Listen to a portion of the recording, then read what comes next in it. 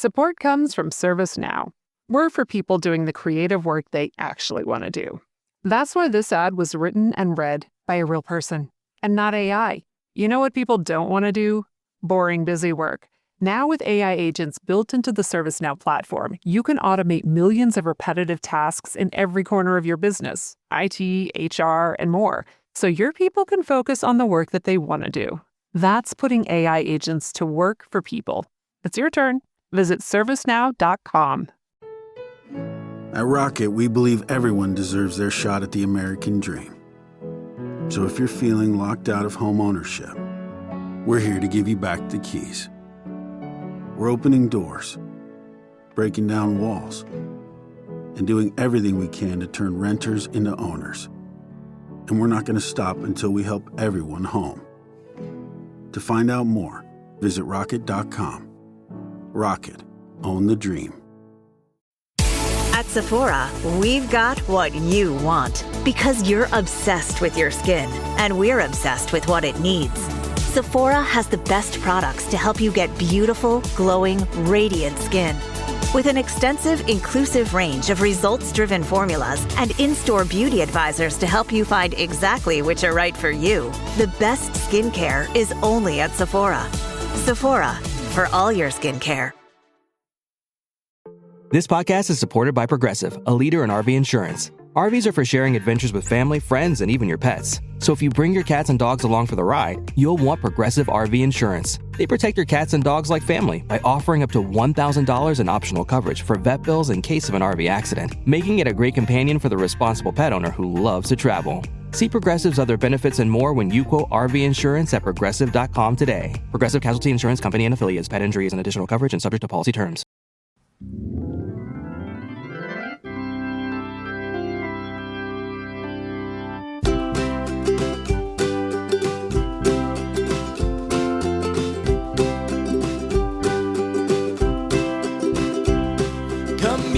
At the Musial with Alan and Daniel, we'll talk about the Cardinals all night long. Everyone come gather round, listen to your favorite sound. We'll talk about the Cardinals all night long. We'll talk the games and all the rest, about the team that we love best. We'll talk about the Cardinals all night long. We're gonna talk about the Cardinals all night long.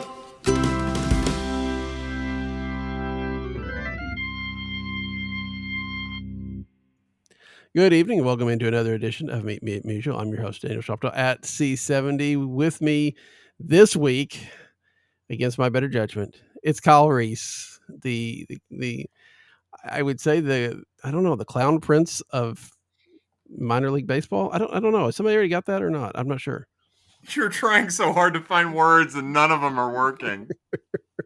No, that's pretty much the standard for whenever you come on the show. But how are you? How is things? And how is your life in general? Well, Daniel, to be quite honest with you, I'm a little buzzed. No, I'm kidding aside, I'm doing fine. My life, as chaotic as it is going really well. I have an amazing life in Charleston, Illinois, and I have an amazing life in St. Louis, Missouri, as the Panhandle calls it, I think. And I am just dealing with minor league action in various different directions. That has nothing to say for the Cardinals action that I am both emotionally and physically dealing with on a daily basis. How are you, Daniel? Tell me about Arkansas. Arkansas is wonderful. Always is. Still just processing the fact that I've got my last one graduates in 3 weeks. So, or 4 weeks, whatever it may be. We keep putting it off in my mind, I guess. But other than that, and you're still about 3 months away from your 50th birthday. Yes. Thanks for mentioning that. Your 60th birthday. No, I'm just gonna jump right to 70 and just stay there. I think that's what I'm gonna do. So for another 20, 30 years, something like that. I do. No, the Go audience ahead. should know that before this started, you were asking me to take my shirt off, right? Am I wrong about that? You are again, as always, wrong about that. Um, let's just be clear on this. So, and as everyone knows, we know better than to put a camera on Kyle. So this is only audio. You can fill in whatever details you want or need, I guess, in this regard. But you and Mark Saxon were asking for my shirt to come off. Am I? You've mentioned Mark Saxon. The show is probably going to die now. But anyway, okay. So I do want to talk about the minor leagues, obviously, and I hate to take you away from gifting games because that's what everybody wants to see. But let's talk about the major league team first. Cardinals, as last I checked, are up tonight and looking like this team looks really, really good when they're playing in Busch Stadium. I don't really understand why that is. I mean, do you have any idea of why this team looks so much better when they're playing at home? Because it's obviously not the crowd. Yeah. Oh my God. Sobering sights from tonight's game in Busch Stadium. I don't think I think back to those first couple of weeks of the season, right? So they lost a Mhm. couple extra inning games to the Angels. That was at Busch Stadium. Yeah. And those weren't pretty games either. So I just think that when you're going through what the Cardinals are going through, which is kind of a you know, it's kind of a middling decision, a kind of a middling direction. I think you're going to see them, whether it's at home or on the road, kind of be the middling team they've kind of committed to. I think there's going to be some times when they're really good, and I think there's going to be some times when we see them lose in the extra innings to zombie runners to, Mm. you know, to give you the cap tip that you deserve for coining that phrase. But I don't know. I think that sometimes we get caught up in the early results that have been brought forth to us, both on the road and on home at home. And I think that we say, oh, they're bad on the road and they're bad at home. But we'll Mhm. see how it is in June. We'll see how it is in July. We'll see how it is in May and August and September. And I think we'll see some of that normalize. I just think that they're kind of a middling team. And I think when you're a middling team with commitments to relief pitching, you end up in this situation where you lose bad games in an ugly way. And that's where the Cardinals are. And it just happened a lot more on the road than it's happened at home, is my opinion, Daniel. I mean, that's fair. I mean, you're right. We're not even through the first month of the season yet. And so it is difficult to draw a lot of accurate conclusion. It's not hard to draw conclusions. We do that all the time, but accurate conclusions are a little different story. And I think that's probably, and some of that's just some of some of it's a fluke, right? I mean, that they should have won the game in Boston that Helsley gave up the game. Exactly. They had a chance in Atlanta. I mean, this could easily be 3 or 4 wins on the road, and we're probably not talking about it quite so much. Mm-hmm. Um, but it is, I mean, it is interesting just because, I mean, I think in a lot of times we would say, oh, well, they're feeding off the home crowd, or, they're, you know, not hitting home runs. And so that's why they're playing better at Busch. But there doesn't seem to be any rhyme or reason. They're just going out there and you just, like you said, with this team being probably a 500-ish team, they're just going to have those swings where they look great, then they don't look great, and it's all going to meet in the middle somewhere. Yeah, I don't think it's unrealistic to think that by the time we get to August, we're saying, oh, why is this team so bad at home but good on the road? Yeah. And I mean, there's there is just, which is really just to say that there's no telling what's in store for the Cardinals in 2025.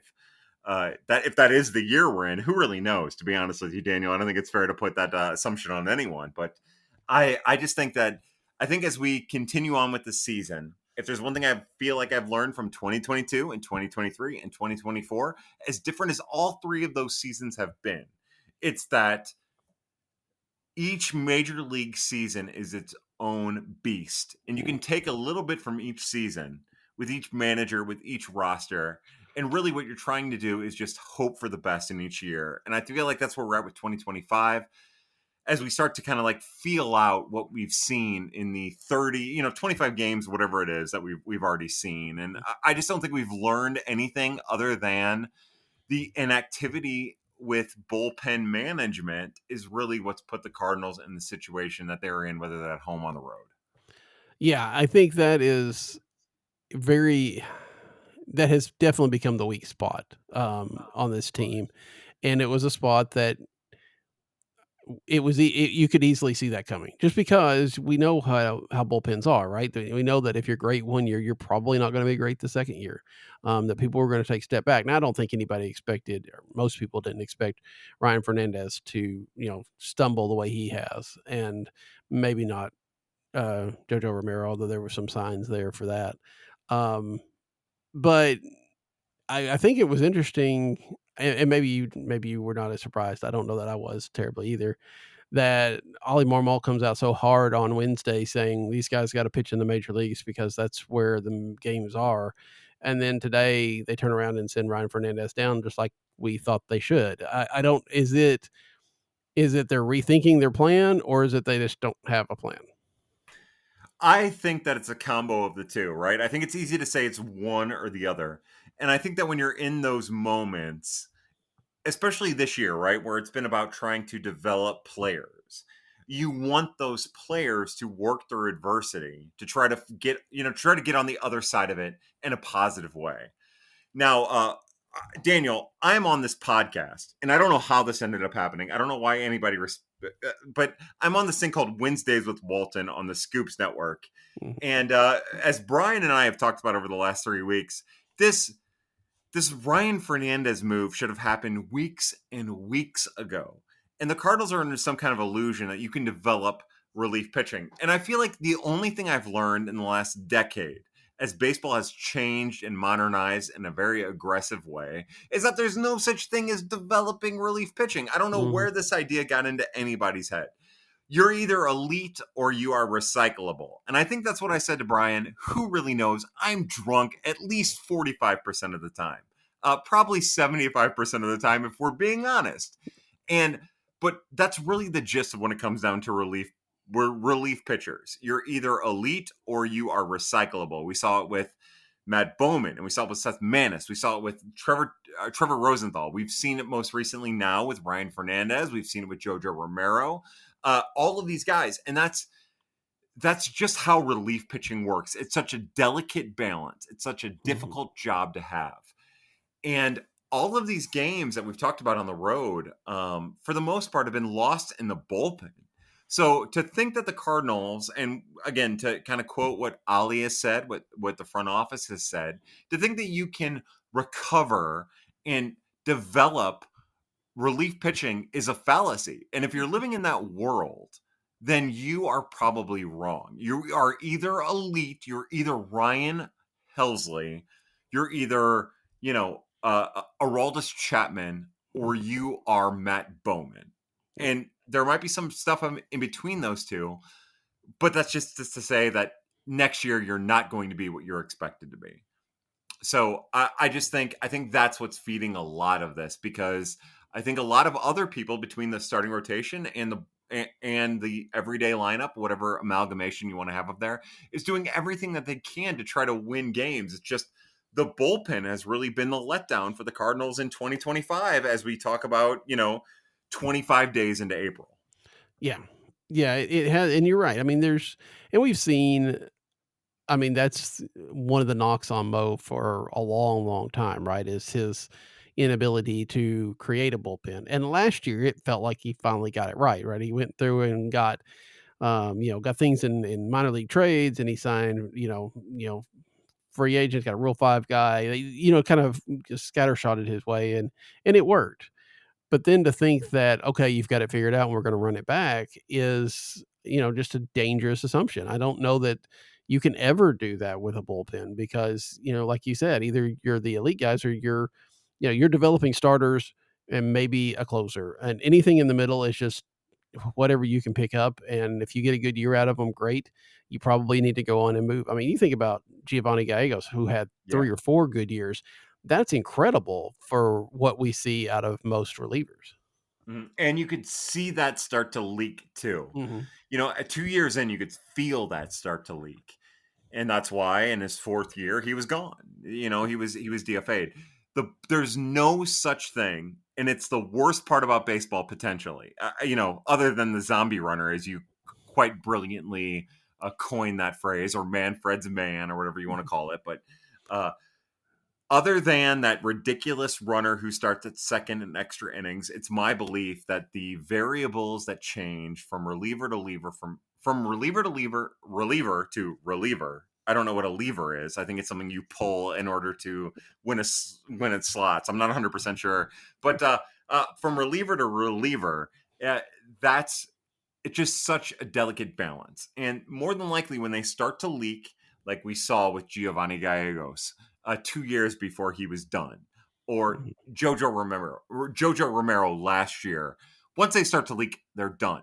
And you have to be forward thinking instead of thinking that you can fix them, because you cannot. The Cardinals, you have to send them around to the minors in order to give them a chance to fix themselves. And that's what we saw at Chris Roycroft. We started to see him down at Memphis start to alter and change and maintain his sinker. And luckily, when he makes it back to the majors, we'll see a refined sort of sinker, because that's what damaged his profile and why he was so ineffective out of the bullpen. But you're not going to get that out of JoJo because their arms are too taxed. You were never going to get that out of Giovanni Gallegos, even if you made that decision, because his arm is too taxed. Because truth be told, relief pitching is the ultimate worst part of Major League Baseball. Yeah. And the Cardinals took one of their pieces from last year's bullpen and put him in the starting rotation. And that, at least so far, has seemed to work. I was hesitant because we had seen some success with Matthew Luthor in the bullpen to see him move back to the rotation. Have you been at all surprised, or is this what you expected? The thing I've been most surprised about, Daniel, honestly, is that they've been able to adjust his repertoire to be most effective. I guess that, and also committing to him as a starter, because those are the two things that have really hurt him when he's had the opportunity to start. We've seen Matthew Liberatore get called up to the majors and maybe make a start, and then 7 days later make a 9-pitch relief appearance, face 3 batters, and then squalor away.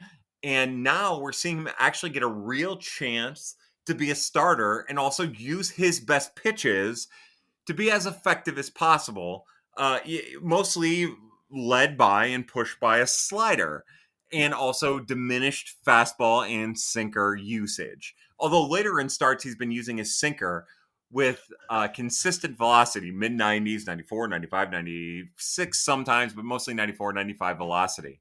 And those two things have really helped Matthew Liberatore play up to the starter capabilities that he has the potential of being, which is something that I personally love. As I've said over and over again on Twitter, and honestly, almost since he entered the organization, his fastball and his sinkers are vulnerable, and I have many complex ideas and thoughts about how he's best utilized as a starter. So it's been awesome to see the Cardinals, whether it's driven by the new pitching brass or Chaim Bloom or whoever, even if it's Dusty Blake at the major league level, allowing him the opportunity to utilize his best stuff as his primary offerings to get the best out of the rest of his stuff as he pursues a starting role. And honestly, maybe one of the 25 best starters in Major League Baseball in the process over the first, month of the season, which is beautiful for him.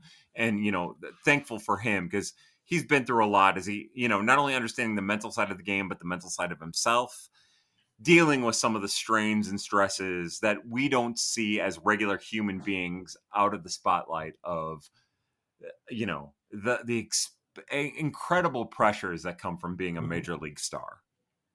Well, and then to add on to that, the whole, the person you're traded for goes off and goes nuclear in the playoffs, right? And now everybody expects you to be at a level where this trade makes sense.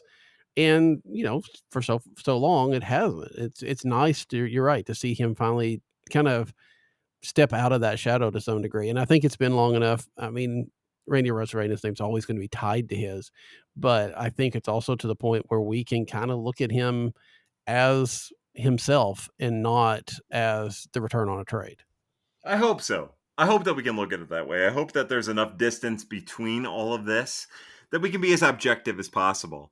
I feel like, and for a really long time, I've been saying that the catching position is the most difficult position to develop. There is more strain on the catching position as you go from AAA and the minors to the majors as any other position. We all know that, the tools of ignorance, of course, being a catcher.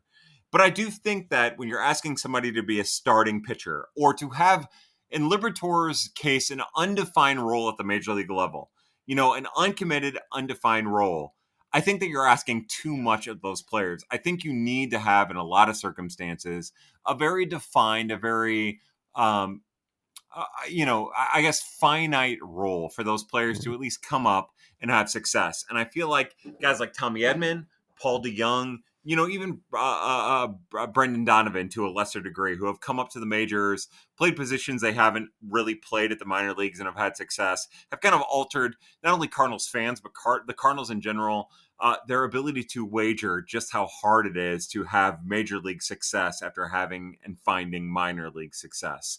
So, my hope is now that we're finally, again, I have all these layered onion level thoughts about Matthew Liberatore as a starter. And I like that the Cardinals are being very practical and being very forward thinking about how to maximize him.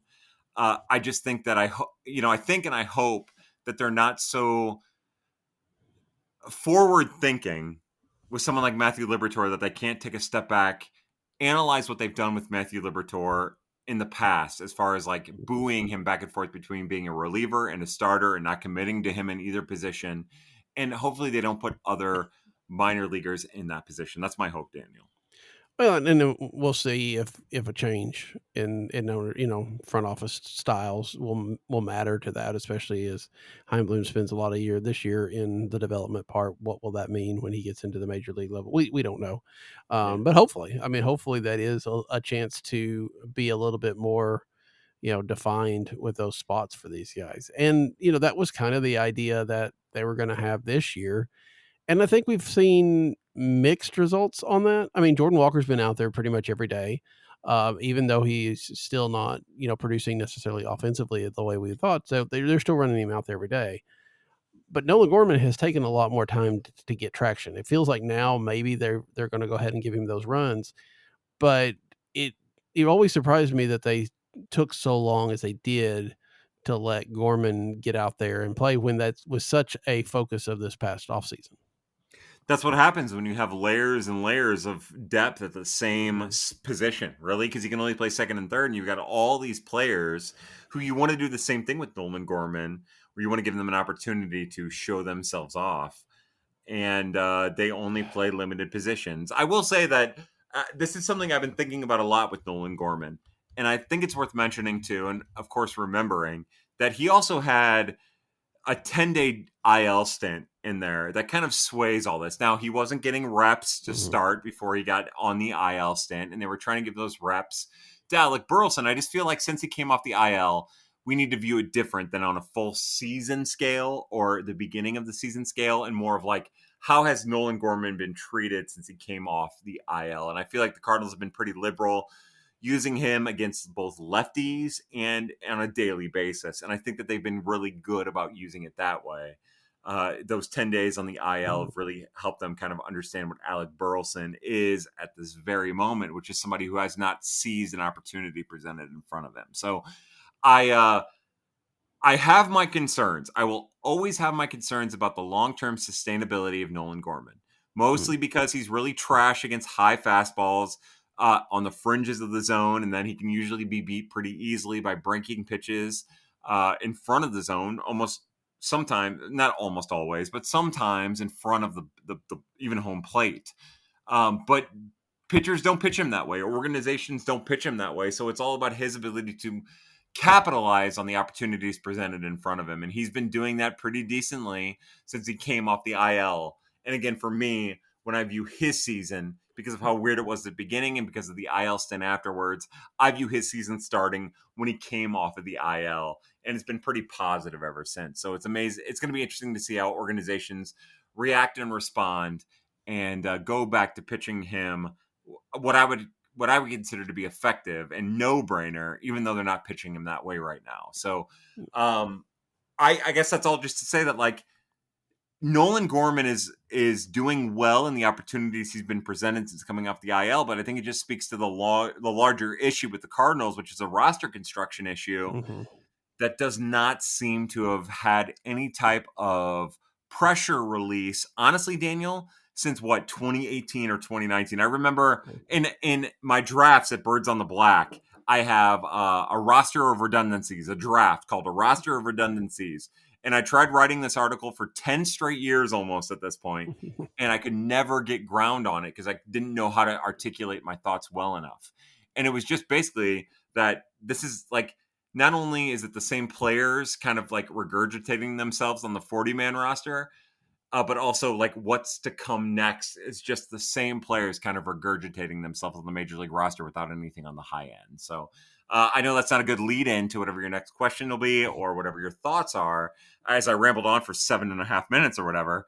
But it's just to say that like, I think that these problems are long and lasting and for years now. Yeah, I mean, the roster has a lot of interesting parts, but it is difficult to see how it all works together. We've talked about that, when the season started and there was no backup shortstop. We have talked about it, as, finally they send out Michael Ciani, which made more sense than keeping him around in the first place. I mean, but you're still looking at, I'm not a huge Luke and Baker guy, but he hasn't played in a week or something like that. Yeah. You do have now Burleson who may shift to more of a bench role, and not get to. And a part of this is the DH, and you don't get a chance to pinch hit and stuff as much as you used to, but it does feel like, yeah, it feels clunky at times. And, it's like, oh, well, if this guy goes down, that's fine because we've got 18 of those guys. But if somebody else over here goes down, we've got some serious problems. Yeah, that's the gist of it. I don't really have anything to add to that, honestly. Like, that's just where they're at.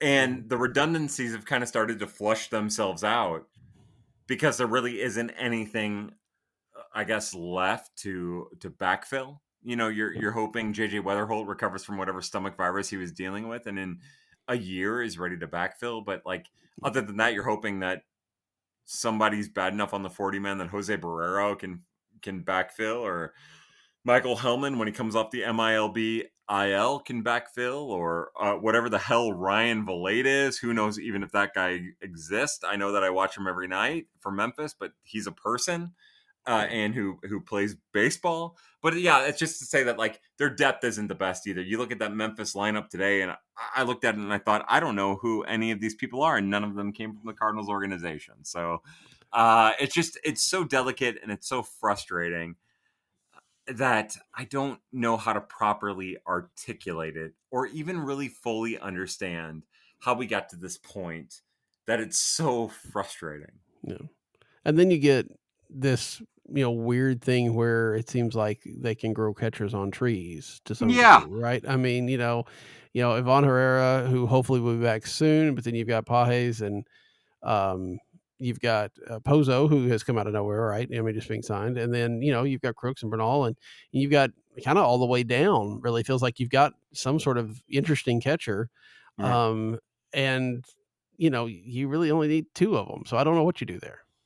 Yeah, it's going to be really fascinating to find out. I can't wait to find out which one of these guys ends up being Stephen Hill or Cody Stanley or whatever, insert your favorite Travis Tartamella up the list. But I do think that, like, specifically with Crooks and Bernal, I think you have more than just that.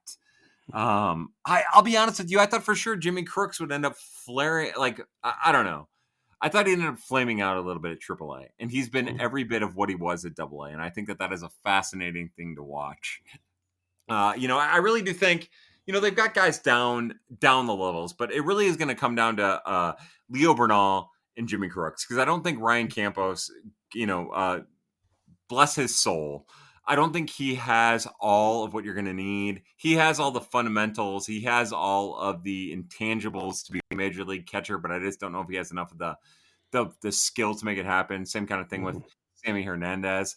But it really makes it interesting that the two guys at AAA and the guy at AAA, Jimmy Crooks, and the guy at AA, and Leo Bernal are really your two best bets to have major league success at the catcher position, outside of someone named Joel Pozo, who is round and beautiful and I love, and honestly Pedro Pages, who is also round and beautiful in a lot of ways.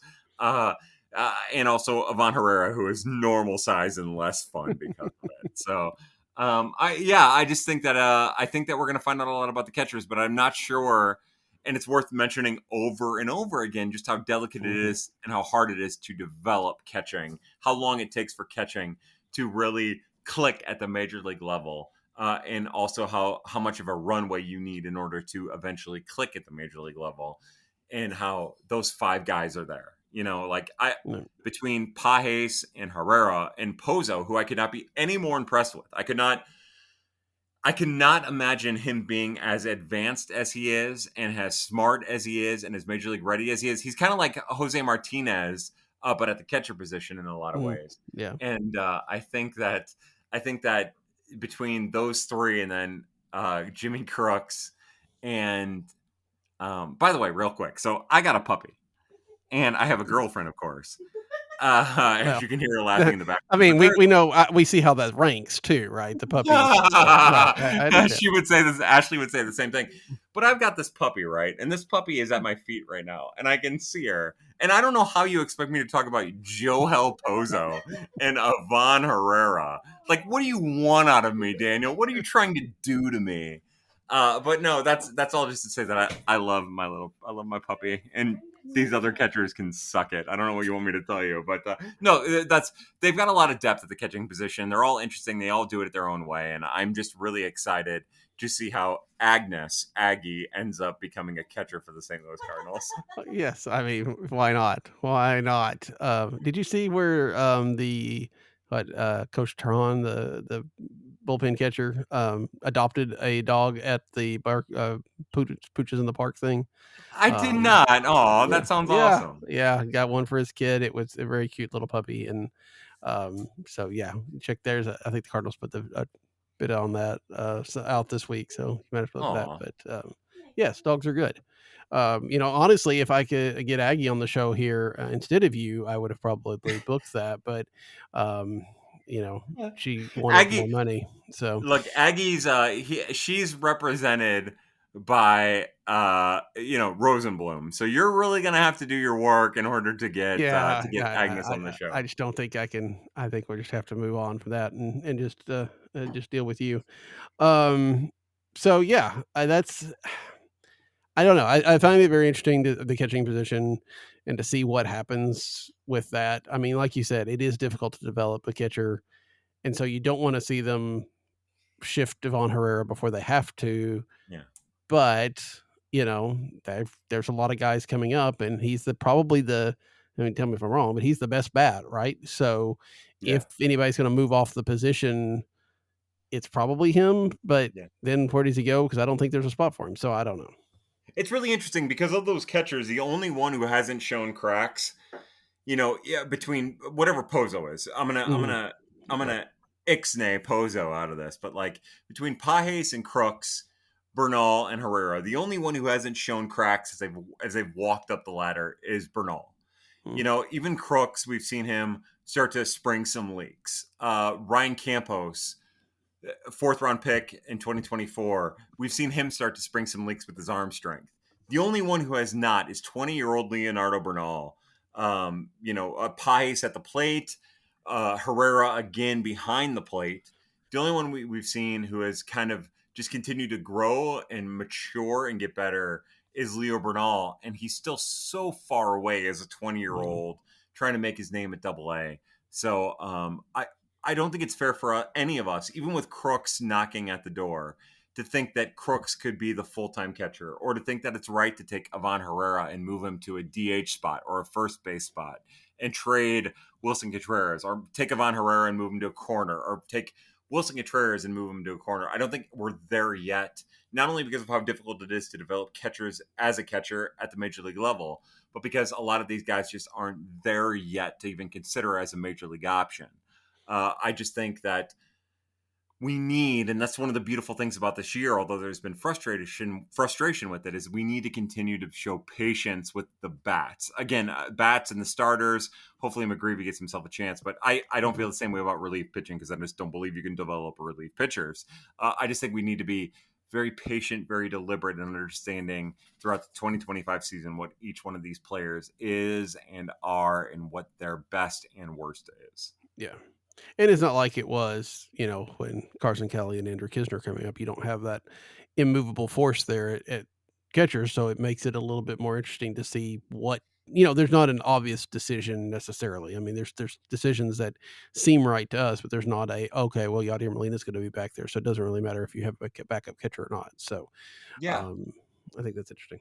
I'm glad you brought up Carson Kelly too, because what have we learned about Carson Kelly is, what are we, 10 years away from Carson Kelly? 6-7 years away from Carson Kelly being a premier Cardinals prospect, and he's doing his best work behind the plate and at the plate for the Chicago Cubs, 6, 7, 8 years later. And that's because of how hard it is to develop as a catcher. And, never mind the fact that he was a bit player in a Detroit Tigers uprising on their way to being a playoff contender. And, also the Arizona Diamondbacks in a very different kind of role. So I think it's worth mentioning, specifically when it comes to catchers, that there's a better chance that they're going to all turn out to be that Randy Arozarena, somebody who does better in a different organization, than they are going to be Yadier Molina. And that's just because catching is really freaking hard, and it is so demanding. And I just cannot imagine how tough it is to do it at the major league level. No, absolutely not. And I think we Andrew Kisner, right? I mean, he looked to be the thing, and then just didn't ever get a chance. I don't feel like he got a chance to, get his feet solidly planted before. It was too late. We off? 30 seconds of carefree bliss. Oof, like wind in your hair carefree. Oh, like using Clorox disinfecting all-purpose cleaner in the home carefree. Yes! Like dog slobbing on the coffee table and cleaning it with Clorox carefree. He's on a roll now. Spit toothpaste on the faucet. You got it. You got it. Peanut butter on the light switch. Oh, spritz, spritz. Spritz, spritz. Clorox, man. Clean feels good. Okay, we're back. Use as directed. Canva presents a work love story like no other. Meet Productivity. She's all business. The Canva doc is done. Creativity is more of a free thinker. Whiteboard brainstorm. They're worlds apart, but sometimes opposites attract. Thanks to Canva. The data is in the deck. And now it's an animated graph. Canva, where productivity meets creativity. Now showing on computer screens everywhere. Love your work at canva.com. Yeah, and that probably speaks also to coaching understanding about his talents and his abilities, and also to maybe the pressure that comes with being a major league catcher. Yeah. Before we shift off the major league team, though, Victor Scott II obviously made some significant changes this winter. Did you see this coming? I did not until he was at winter warm-up and he started talking about all the work that he was putting into it. Also, between using notebooks to catalog pitchers' strengths and weaknesses and to kind of diary what he was doing on a daily basis to become a better hitter and a better fielder. And I remember sitting in that room at winter warm-up with the real journalists, the legit journalists, and then the fake bloggers, and thinking, oh, wait, no, Vic gets it now. And part of it was brought on by Willie McGee. Part of it was brought on by working hand in hand with John Jay out in the outfield. But it was like, oh, wait, no, there's a real chance that this is Vic Scott's year. And I almost pulled him aside after his interview to say, hey, Vic, it's your year, man. Go get it. But that wouldn't have mattered because I'm just some jerk. And so I didn't do it. Luckily, I've got that amount of self-awareness, but that's where it ends. So I would think, but no, I would say that he's seized every opportunity and he's doing really well. And he's taking to coaching and he also understands what it's going to take to be a major league player, whether it be a starter or a bench player or a role player or whatever, for years and years to come. And he's got enough talent and enough skill and enough athleticism that he's going to be marketable to a lot of different teams for many, many years. So I would say that if you would have asked me before winter warm-up, if he was at this spot, I would say no, not a chance. Heard him talk at winter warm-up, heard him talk about the prep he was doing, and I thought, all right, there's a real chance here. And now he's manifesting and making it real. And I'm so happy for that kid because there isn't an interview you've ever heard with him that would make you think that he's anything more than charismatic and brilliant, and the type of player that you would want playing for the organization you follow and or root for. Yeah, I think he and we saw I think also with Mason Wynn after his first time up, what they really took it to heart, right? They made their changes, they did the work, and they've shown the results. And I think that both of those guys could be, fixtures for a long time and make this team more fun than it has been over the last couple of years. Yeah. Yeah, I mean, so Daniel, I know you talked about it a little bit on your podcast, and I know you talked about it in the past on your podcast, but this is really the first time in 3 years you've been able to watch the Cardinals on a relatively nightly basis.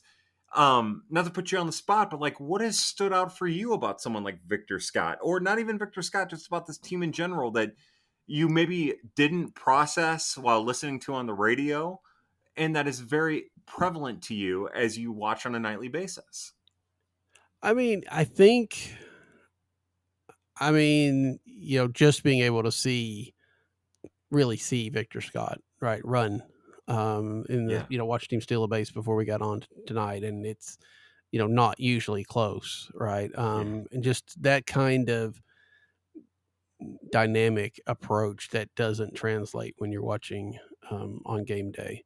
Um, I think the offense in general has been, of course, that's a step up from the last couple of years anyway. So that really wouldn't have mattered anyway. But Yeah. and getting a chance to see Mason Wynn throw the ball at 100 miles an hour. Again, you saw clips, you saw highlights, but to be able to watch it more regularly has been fun. I don't necessarily need Chip and Brad, but it's okay. We'll live with them, but they're fine.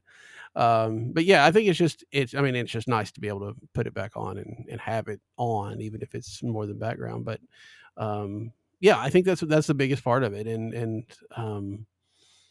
just seeing the game again. How nice is that? It's nice. It is. I'm glad they finally figured out the streaming thing and didn't charge 2 arms and a leg to Yeah. do it. So it's very good. All right, let's get in your bread and butter here. Let's talk about what's going on in the minor leagues level. Let's maybe start at the bottom, work our way up. What about Palm Beach? Don't know. I never heard of Palm Beach before, Daniel. Yeah. What do Okay. you? Well, that's kind of what I thought. But is there anything that's standing out there? Is that a place where you would expect to see any kind of changes that Chaim Bloom is starting to filter down, to see them start popping there first? No, God, no. I think that we are still seeing at Palm Beach maybe some of the decision making at the scouting level in the draft, right? So I think that at Palm Beach, what you're seeing is guys like 13th round pick out of Auburn, Mason Burns. He's a right-handed reliever. There's guys like also some of the international guys like Yordi Herrera, Randall Clemente. You're starting to see some of those guys that the prior brain trust have, for whatever reason, drafted or signed out in the international landscape. God, I'm so distracted by dogs, Daniel. I cannot I begin to understand. tell Just you. don't worry about it. It's okay. We understand. Yeah, but I think that you're still seeing, you haven't seen much change from the Chaim Bloom. What is the new Chaim Bloom era? I think that was still in 2024 was more about cleaning up what they had seen in the past 4 or 5 years and trying to actualize and make it work for them. But I think what we're seeing at Palm Beach right now is we're seeing a lot of really interesting arms that the scouting department has either drafted or that the international group has signed that are starting to do some interesting things. I think about the Cardinals, yeah, I mean, I know it sounds ridiculous, but like a couple years back, they drafted in the late round Sam Broderson, who's a relief pitcher. He's got some nasty stuff. Again, Mason Burns out of Auburn, a 13th round pick from a couple years ago. Really interesting guy. Nolan Sparks, a day 3 arm, a righty, who's doing some really interesting things in kind of a amalgam role, mostly starting. They're just, to me, what's been most interesting at Palm Beach is that there are some arms down there, Leonel Seguera, who have done some really interesting things with their opportunity, and I'm anxious to see how it translates as they move up the ladder, because as a lot of those other interesting arms at Palm Beach in 2024 have moved up to Peoria, it hasn't really translated yet. So I think that at Palm Beach, other than those arms that I mentioned, whether it be a relief arm or a starting arm, I think that the headliners are Travis Honeyman, who That's sweet Cardinals to second hear. round draft pick from a couple years ago, who has been unable to stay on the field, but has stayed on the field and has hit the ball really well. And Josh Cross, who I believe was a 6th round pick from last year, who has done nothing, a first baseman catcher, but mostly played first base, who has done nothing but hammer the baseball. I think those are really the two. Let's focus in on those bats, even though there might not be, no disrespect to Braden Davis, who is a 4th round pick from 2024, a lefty with a mean changeup. But I think that Honeyman and Cross are the two marquee players, along with, in a lot of ways, Lionel Sequeira, who's a starter, a right-handed starter, 20-year-old from the Dominican. I think that those are the guys who are starting to make themselves more than just organizational depth. Well, and hopefully, because I think I could do a lot of work with Honeyman and Cross. So Yes, you yeah. could. It's going to be miserable. It's going to ruin my life. Well, that's what I'm here for. So I'll tell you, ruining your life by taking away from your dog. So see, that's just adds to it. Yeah, with your puns and this removing me from my puppy to cuddle with. Yeah. That's it. I am the worst. I can certainly come up with that. Peoria. Is there anything at Peoria that stands out? No, it's pretty brutal at Peoria. Mhm. I hate to be that way, but it's been terrible. I mean, other than John Frank Salazar, who is a Rule 5 minor league pick from last year, not even this most prior offseason, it's kind of been a mess. Like Zach Levinson, who is an outfielder with a lot of skill, a lot of talent, he hasn't made the most of his opportunity. Joshua Baez, we are still waiting to come into his own. I would imagine that a year from now, Joshua Baez probably, if he stays on this track, won't be in the Cardinals organization. That's kind of the spot that he's at. Ryan Campos has started to make some positive steps forward, but I do think his arm is starting to be exposed as vulnerable as a catcher behind the plate, which is kind of a concern.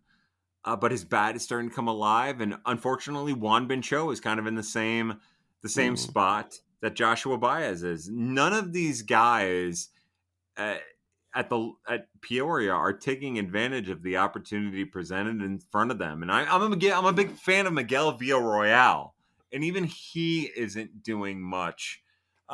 He might be one of the worst hitters in the minors so far for the Cardinals. Isn't doing much to increase his stock. So it's funny, I think that Peoria, if you were to ask the people at Peoria, they would tell you that they are disappointed that it's the least effective level of the Cardinal.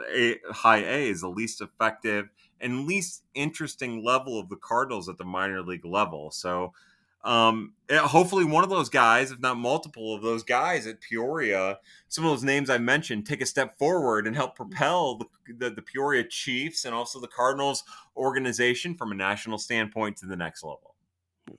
I was just kind of looking through the roster. The name that stands out to me that I don't know anything about this year, but just Zach Showalter coming over in the trades of 23. And is that still a possibility that that's going to pan out? Yes, absolutely. So as our good friend like Kareem or Blake would tell you, he throws the pitch. He throws all of his stuff from a really interesting approach angle, which is what us olds, as you will understand, Daniel, used to consider like release point. But because approach angle is a little bit more about like the arm path and also the arm angle from release, the pitch level from release. He still throws all of his stuff from a really interesting and weird angle onto hitters rather. And that pitch is particularly his fastball and his two seam, because he throws both, coming from the angle that he throws from, are really interesting. Now, at the end of the 2024 season, we saw Zach Showalter throw in all of his sinker and his fastball were in the low to mid 90s. And so far, it hasn't gotten up to that level just yet. They want to take it really easy with him as they start to stretch him out. But for him to be able to throw both the fastball and the sinker at a low 90s, high 80s level and still induce the swing and miss that he's getting is really impressive, and still talks about his arm talent, which, of course, says nothing about the cutter and slider and curveball that he throws in that order of impressiveness in his arsenal. So I still think, it's been really interesting, especially for the pitchers at Peoria and Palm Beach and Springfield. It's like every other game is effective and every other game is kind of trash.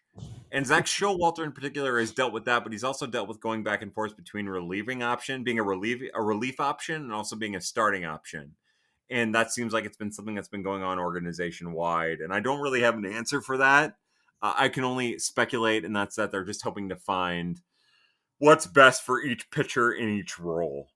Yeah. So I do still think that we have Zach Showalter in a potential starting future and mid-level, mid-rotation potential there. I just don't think that we are close to seeing it. No, which makes sense. I mean, he's only just turning 21, so there's still plenty of time. Yeah. I mean, as old people, we know how young that actually is. So It's super young, us olds. Going up to Springfield and looking at that roster, of course, the name that jumps out is Cooper Derby, who's out for the year. I know that is probably a tender spot for you as well. And it seems like the babying that the Cardinals did not really pan out at all. I can't believe we're still having this conversation about babying players. Hopefully, and we'll see how the new regime is after Mo and that group leaves or whatever. But I hope that they understand, both observing prospects like Cooper Jerpy and Tink Hence, and also major league players like Steven Matz, that there's no such thing as babying a pitcher and hoping that it goes well. I mean, there is that. You can baby a pitcher, you can hope it goes well, but you can't, because pitching is such a volatile act. And there's nothing positive that can come from being overly protective of your arms. I would suggest that, in 2024, when the Cardinals wouldn't go above 65 pitches for Cooper Jerpy until July, before he had to be shut down for arm fatigue, although he still wanted to pitch. I would suggest that should guide them, that what, you're not gaining anything by being overly conservative with these players, because every bullet is a bullet and you have to get the most out of each bullet as it comes to you. So my hope is that they start to understand this, because it hasn't worked for any organization ever. It hasn't worked for them in the past, whether it be a minor leaguer or a major leaguer, and it hasn't worked for any other organization. We just saw the Cleveland Guardians release Tristan McKenzie, who was one of their best pitchers 3 years ago from a starting rotation standpoint, and who is one of their most promising arms ever. And part of that is because they babied him, but also part of it is because you can dream and you can wish on potential. You can dream and you can wish on stuff. But really what you're hoping for is bullets. And these guys only have X amount of bullets. So it's about maximizing the bullets while you're trying to hype and understand what their potential is. So, yeah, on a personal note, I'm sure I've said it on Wednesdays with Walton on the Scoops Network there with Brian Walton, but the Cooper Jerpy one in particular is a soft spot and a sore spot and an anger spot and a sad spot for me, because that's a really talented arm who just, there's a real chance, Daniel, we'll never get to see what that means for a major league spot in any particular instance. So it makes me really sad that Cardinal fans will only ever see that or view that as a wasted draft pick. Yeah, and hopefully not, but there's a very good chance that that's the way it is. I think, I think about Steven Strasburg, and there was no way you could put somebody in bubble wrap more than him. And obviously he pitched well in the major leagues, but he definitely, he was still hurt quite often. And you're right. It's just, there's not much you can do about it. Yeah. I'd like real fast, like I said, on one of the podcasts with Brian, but it was almost serendipitous that Quinn Matthews went on the IL with shoulder issues at the same time that Cooper Jerpy went on the IL with what is Tommy John? And it's because all of these years, all you've ever heard about Quinn Matthews, even dating back to his time as a reliever at Stanford, or at Sanford rather. Stanford. I don't know. I'm too stupid for any of it, Daniel. You know that. But his time at Stanford is that like he throws easy, he throws nice, his mechanics are fine. He's never going to deal with arm issues. Well, here we are looking down the barrel and seeing that Quinn Matthews is probably going to be out for the majority of the 2025 season with shoulder fatigue. And you never could have forecasted that with his arm and the way that his mechanics work. And all I've ever heard people talk about with Cooper Jerpy, some of the national analysts who I would consider to be boobs, and I love boobs, Daniel, as you know, no disrespect. But thank you for the there. That's really going to go a long way with me. But all you've ever heard these guys talk about is how a Cooper Jerpy throws from a weird angle. He's going to need Tommy John. He might not be able to stick around. Well, even the guy who you could have projected sticking around and not having arm issues is having arm issues, and it's because pitching is volatile and miserable and terrible, and I hate it, and that's why we are where we are, not only as Cardinal fans, but as an organization. And I don't really know where to stop talking, but that's where I'm going to stop talking. Fair enough. We have seen at least a bit of a bounce back from Tekoa Roby, which has been at least nice. And is that a situation where, like you said, there's only so many bullets? Is he going to get the call up and move up a little bit faster, or is they still going to be hesitant to move him along? I remember I was tweeting about something in the off season, and one of the Boston Red Sox faithful got a hold of the tweet where I was talking about development, and I got a DM from one of the Boston Red Sox faithful, and then like 10 more Boston Red Sox faithful, and they were like, "Hey, look, if you think that the Chaim Bloom era is going to be aggressive about starting pitching or pitching in general, then you're delusional." We have not seen it yet, and we'll see where it goes from here. But it seems like, and then, after I was told some things, then I went back and researched, and then I did some asking about it. It doesn't seem like that's in the cards for the Chaim Bloom era to be aggressive with pitchers, which honestly, to me, I would rather be aggressive with pitchers and a pitcher. I guess pitchers decide the pace of the game. The pitchers are in control of the game, and more so now than ever. So I would be more aggressive with pitchers than I would be with hitters in this day and age, especially because you can track every little thing about every little pitch and every little pitch design and every little location and everything. You can track every little thing with pitching. You still can't really do it with hitting, and hitting is still dictated by pitching. So I don't think that is in the cards for the St. Louis Cardinals. It still sounds like they're going to be incredibly delicate with their starting pitching. Part of the reason that Brian Holiday, the Cardinals' second-round pick in 2024, hasn't pitched is because they're just being really delicate with him. He had some arm fatigue. Same with Chen Wei Lin, who is another high-profile prospect in the Cardinals organization. Both of those righties, part of the reason they haven't really pitched so far in organized baseball in 2025 is the Cardinals are just being extra cautious with them. But it's just to say that, like, that does not seem like that's something Chaim and his group is interested in, is pushing pitching specifically to the major league level. So I do not think that's something we're going to see. And I would not be surprised if it takes a while for Tekoa Roby to make his way to AAA, even with AAA hemorrhaging starters and the organization hemorrhaging starters. Interesting. And it will be interesting to see that, because you're right. I mean, that could easily be true. Also wanted to say that it's been nice to see a little bit of a resurgence out of Chase Davis. Because, this time last year, I think a lot of people were starting to say that was a busted pick, and now it doesn't look that way. He's been fascinating because really his strength is hitting how he's being pitched, which means that more than likely it's going to zap his power. But if he's willing to commit to hitting how he's being pitched, then he's going to be a major leaguer. The problem is it's going to zap his power because he has a hole in the inside lower half. Now, if he's willing to just go with the pitch on the outside corner from righties or lefties, he's going to be a really good major leaguer, but he just cannot commit to it. We saw him absolutely dominate the second week of AA by going with every pitch on the outside corner, whether it be lefties or righties. And then that weekend, and then moving forward until yesterday, being Thursday, the 24th of April, their pitchers were just throwing him inside.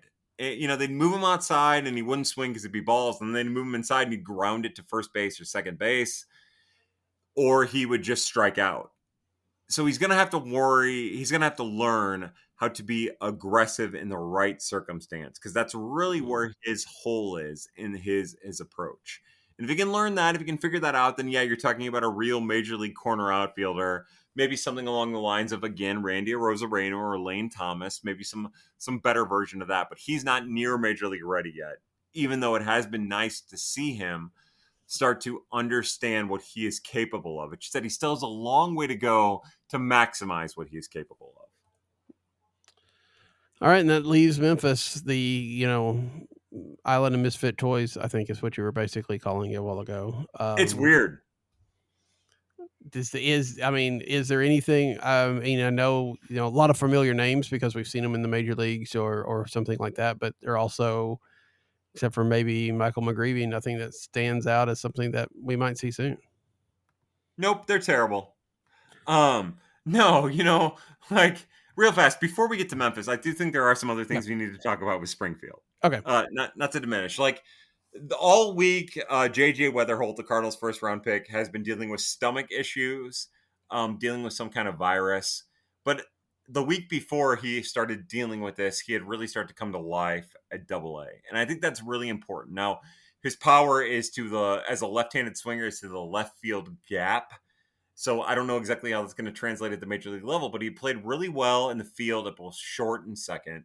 He had run the bases really well, and he was showing all the skills as to why you would take an advanced second base, shortstop, utility infielder with the 7th overall pick in a draft. So that was really positive. There's also, along with Tekoa Roby, I think that the success will come at varying degrees as they work up the ladder, but there are 3 lefties at Springfield that I think deserve a little extra attention, whether it's Eshawn Henderson, which is spelled Ixan, Eshawn Henderson, Pete Hansen, and Bryson Mounts. Now, Pete Hansen and Bryson Mounts were both 3rd-round picks in 2022, I believe. Eshawn Henderson was a 8th-round pick, maybe, in 2023. Yeah. But these 3 lefties have all pitched really well for Springfield out of a starter role in varying levels. Now, I think Bryson Mounts, who is somebody I've been very critical of over the past couple of years, is the most sustainable from like a major league potential standpoint. His cutter has come along. It's a brand new pitch for him, so it's come a long way. But between his cutter, his slider, his fastball, and maintained velocity in the 94 mph range, I think that there's a major league reliever in there in some capacity. Same with Pete Hansen, probably a major league reliever at the most, nothing more. And Eshawn Henderson, who is still like refining himself, working on release points, finding some nasty stuff. But all 3 of these guys in this hitter league that is a Texas league have really pitched well for Springfield. And if we're going to talk about the minors, which I don't really care if we do or not, I just wanted to make sure that we pointed that out, because I think it's really important for the Cardinals, because I think all 3 of those pitchers are proving that they have the potential to have success in Memphis, but also maybe have success in a minor role at the very least at the major league level. Which would be fun. I mean, I think that, we look at the Weatherholts and we look at, of course, Matthews and Hintz and people like that. But to be able to get some of those 2nd, 3rd tier type of guys to come up and make some sort of contribution is a lot of fun, I think, as a fan, to watch those kind of guys do something. Yeah, and I think that speaks a lot to Springfield in general, because they have some really interesting bats at Springfield too, with like utility player, 10th round pick Dakota Harris out of Oklahoma, who has done nothing but hammer the ball at Springfield. They've been really aggressive about promoting him. He's kind of a trash third baseman defensively, but he's been hitting the ball really well at Double A, and I think that that's really important moving forward. I think that Nathan Church, who is somebody that I view, both Nathan Church and Jeremy Rivas, who are 24 and 22-year-olds respectively, defensive first with interesting bat profiles, who might be able to make a major league debut defensively because of their defensive profiles. and also some really interesting offensive things. Like I just think it's really important that we key in on some of those guys, because I feel like in some ways Dakota Harris, again, he's not as athletic, he's not as talented, he's not as good of a baseball player as Tommy Edman was when Tommy Edman made his Double-A debut. I just think that there's some parallels there in that they both are showing, even with holes in their game, that they have the potential to be a major league debuter and also a major league impact, even if it is at a minor level.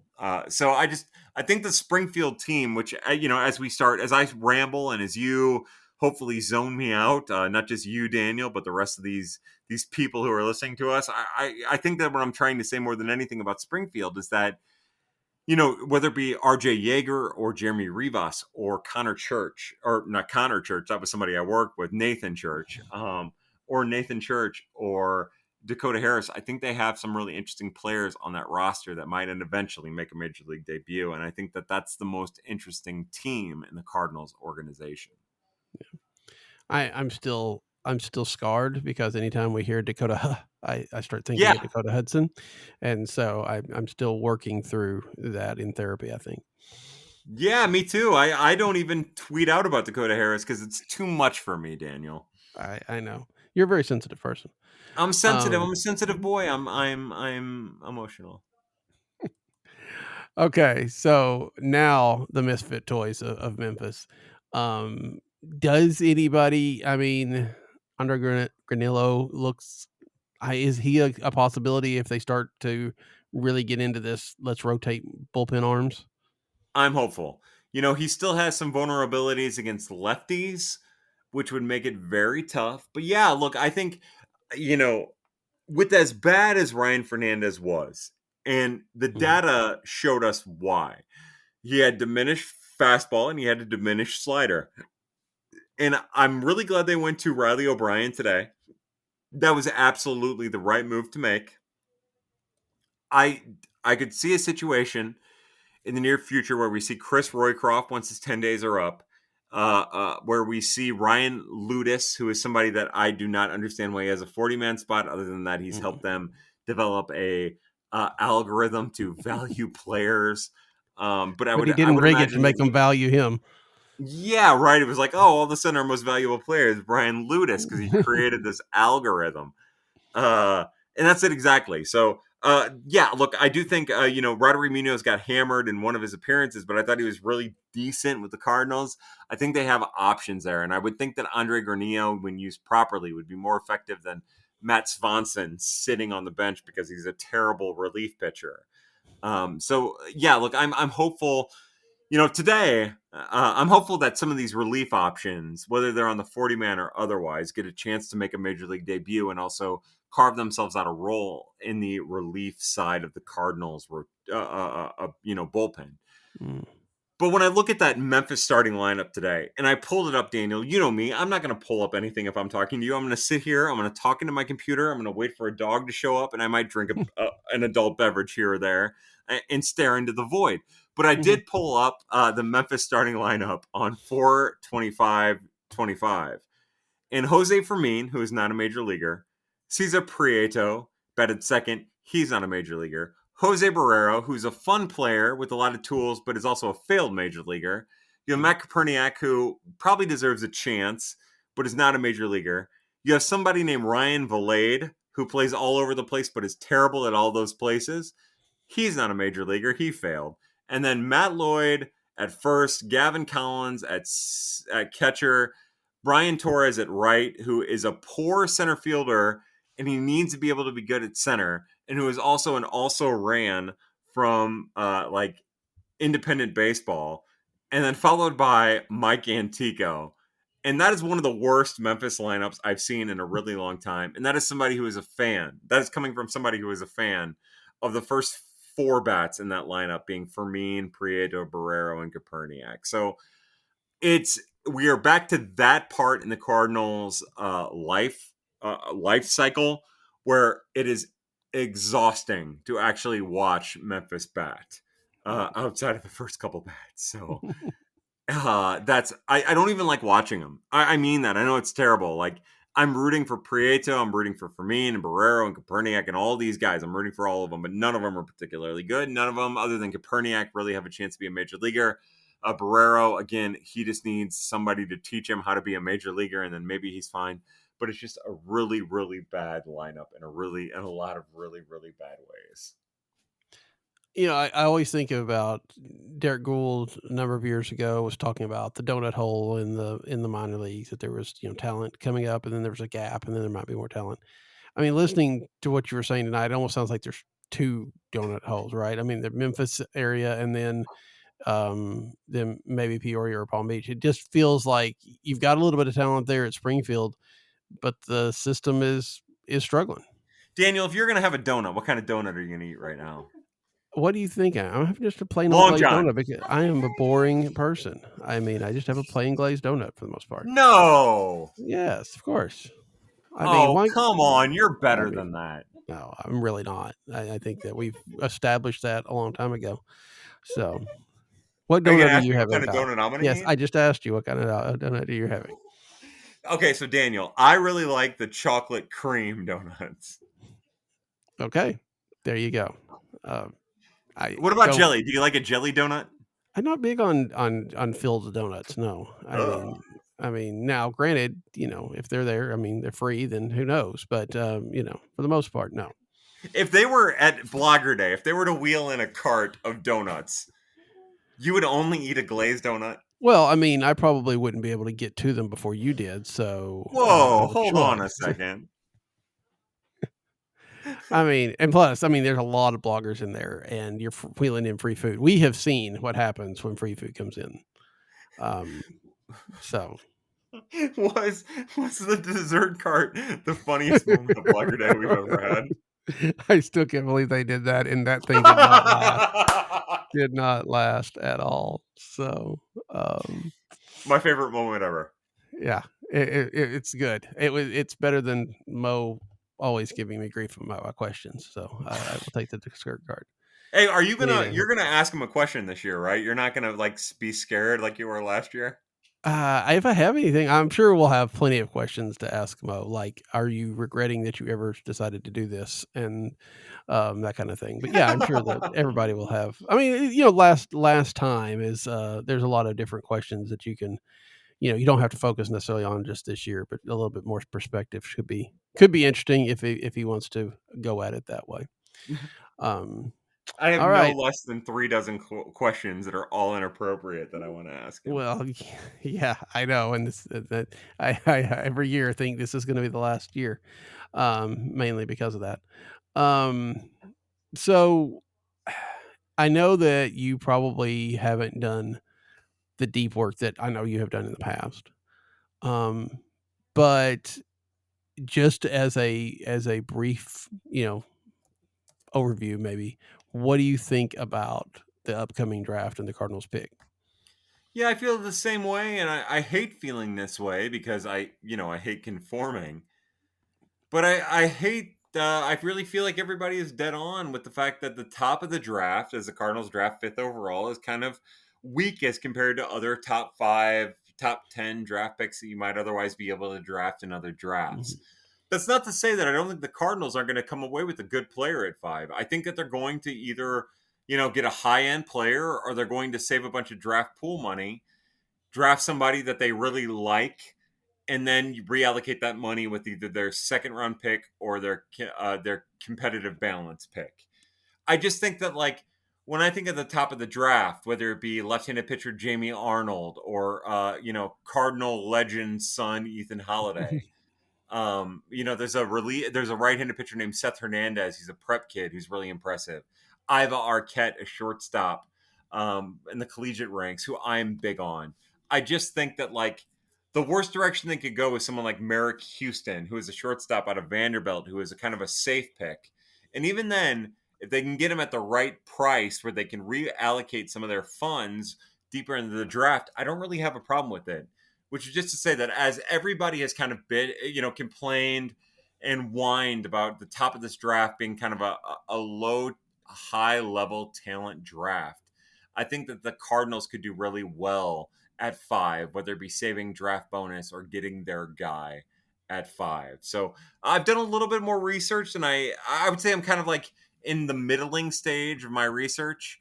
But I would say that like someone like Jace Laviolette, an outfielder from I think that he's the kind of guy who was kind of projected to be a first overall pick out of Texas A&M a couple years back, like entering this year. Someone like Jace Laviolette, who is now like falling outside of the top 10.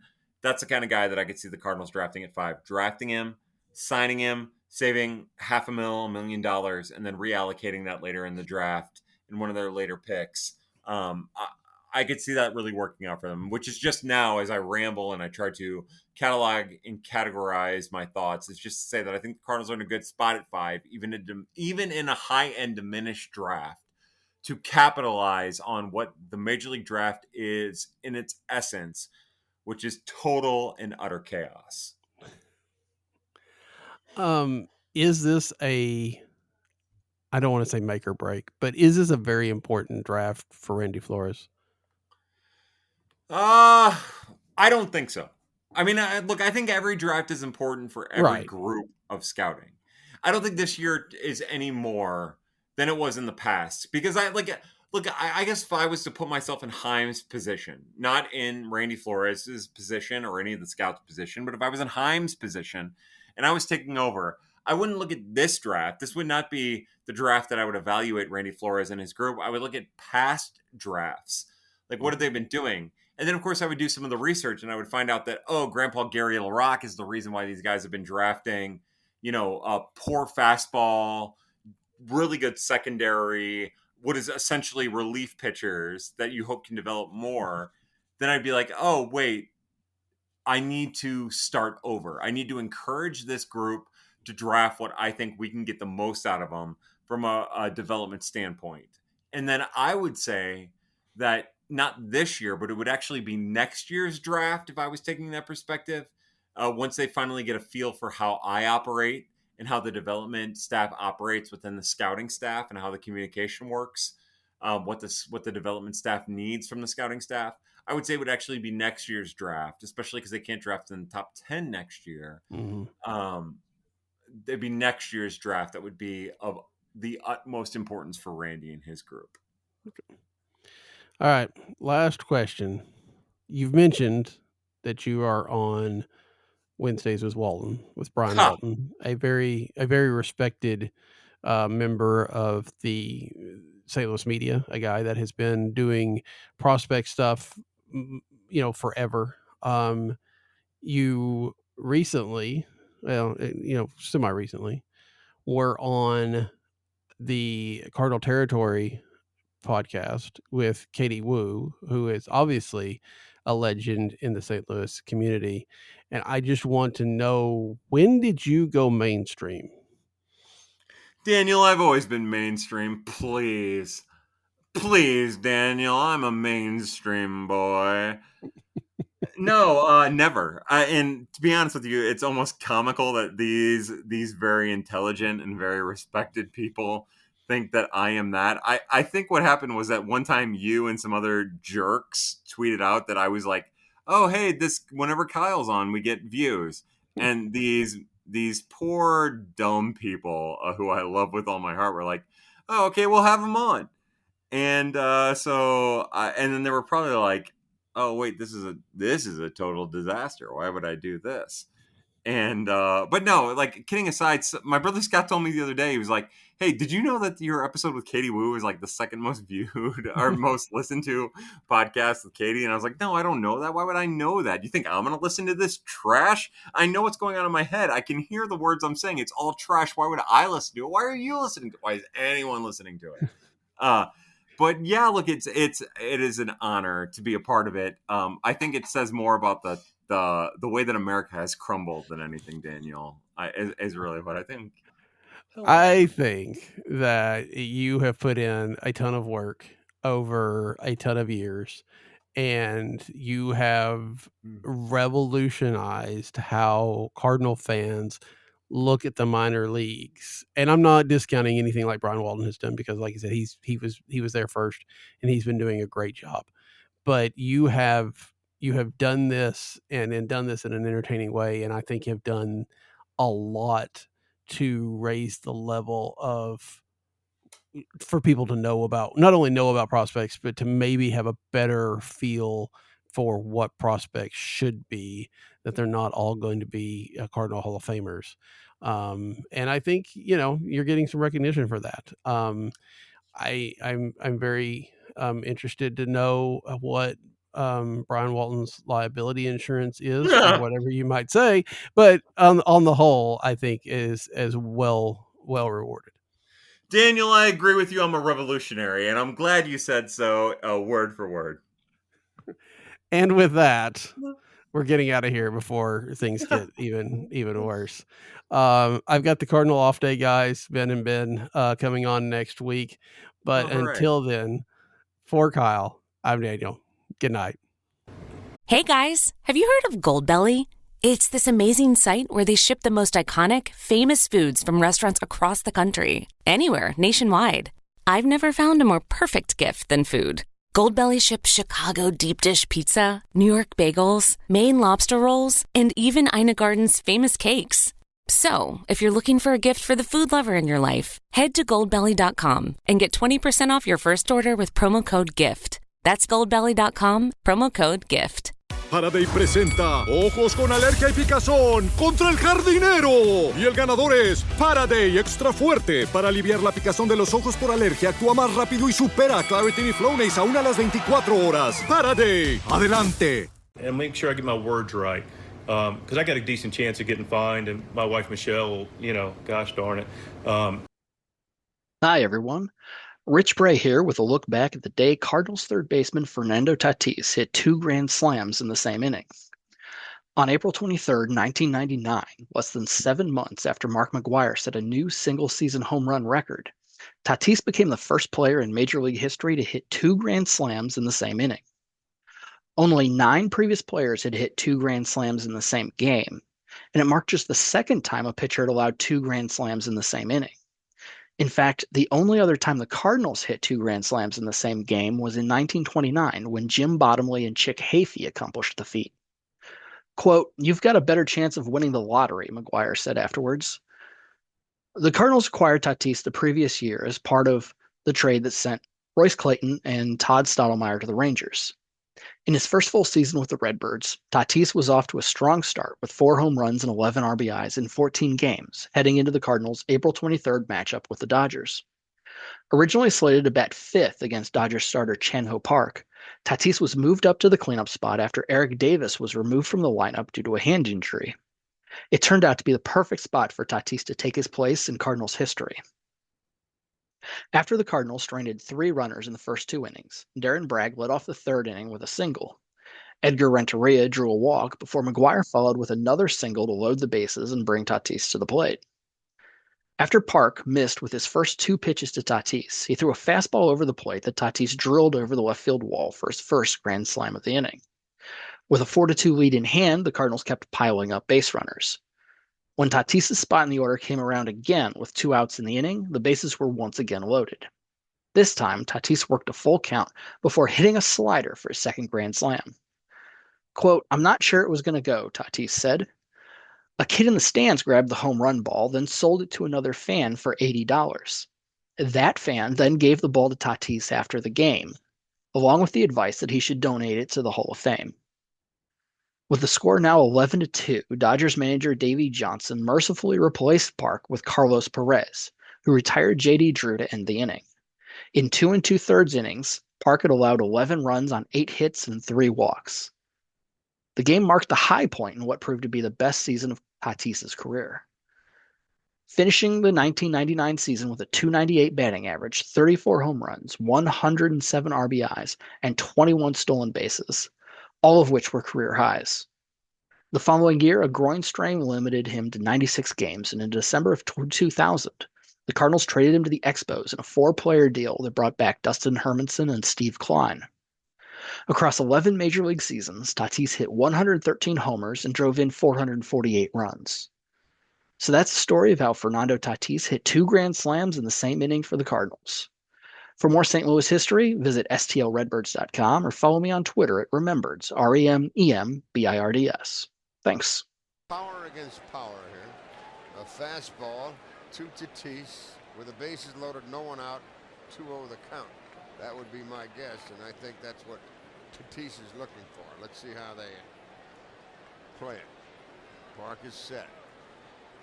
He kicks and delivers. Fastball, and it's a grand slam. Woo! We see who powered that one. A grand slam home run, and the Cardinals lead it 4-2. That went over the bullpen. That went over the back wall of the bullpen. No, I don't think it went that far, did it, Joe? It disappeared behind the wall. Woo, there wasn't any doubt about that. Did you hear how quiet this place got? Oh yeah, they just. Wow. That was McGuire distance right there. That was smoked. Woo. I mean, it went a long way for Tatis' 5th home run of the year. A grand slam. Tatis could make it an 11-run inning here in the 3rd. Cardinals have already scored 7. And the pitch, the runners go 3-2. Tatis swing and a long one. There it is, folks. Baseball history. A second grand slam home run for Fernando Tatis in the 3rd inning in Los Angeles, California, and the Cardinals lead it 11-2. Wow. Wow. Get those record books out, folks.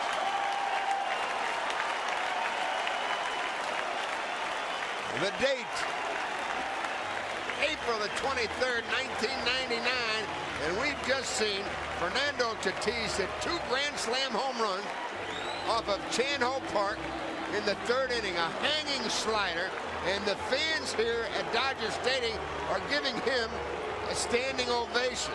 Wow.